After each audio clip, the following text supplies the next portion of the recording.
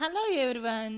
ఇవాళ నేను potato fry చూపిస్తున్నానండి. సింపుల్ అండ్ ఈజీ వే అనమాట.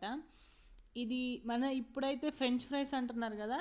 ఇది మా మమ్మీ ఎప్పుడో అంటే ఒక 15 ఇయర్స్ 20 ఇయర్స్ బ్యాకే మా మమ్మీ పప్పు రసంలోకి సాంబార్లోకి ఎక్కువగా ఈ ఫ్రై చేసేవాళ్ళు. ఇప్పుడు జస్ట్ నాకు తెలిసి ఒక 5 ఇయర్స్ 6 ఇయర్స్గా ఫ్రెంచ్ ఫ్రైస్ అని ఇంకా సంథింగ్ కొత్త కొత్త నేమ్స్ అన్నీ వచ్చేటివి కదా. సో నేనైతే ఇవి 15 ఇయర్స్ నుంచి తింటున్నా. ఆల్ టైమ్ ఫేవరెట్ నాకు ఇవి.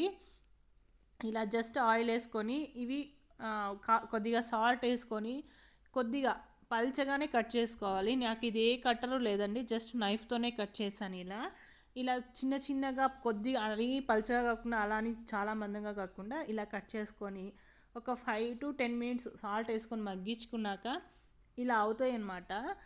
నేనైతే నాన్ స్టిక్లో ప్రిపేర్ చేస్తున్నాను. సో అందుకే అడుగు కట్టకుండా ఉంటుందనేసి దాని మీద కొద్దిగా మా మమ్మీ అయితే పెప్పర్ వేసేవాళ్ళు, బట్ మా పిల్లలకు నచ్చదు. సో అందుకని నేను కారం, కొద్దిగా పసుపు, కొంచెం జీలకర్ర పొడి వేస్తున్నాను.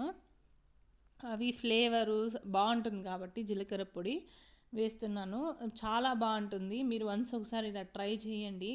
పప్పు రసం లేదా పప్పు ఎటువంటి పప్పు అయినా సరే, లైక్ మెంతిపప్పు కానీ రెడ్ చిల్లీ పప్పు కానీ కాంబినేషన్ చాలా బాగుంటుంది. వన్స్ ఒకసారి ట్రై చేయండి. అలాగే కొంచెం కొత్తిమీర వేసుకొని ఇలా కలిపేసుకోవడమే. నా ఛానల్ ఎవరైనా ఫస్ట్ టైం చూస్తుంటే ప్లీజ్ సబ్స్క్రైబ్ మై ఛానల్.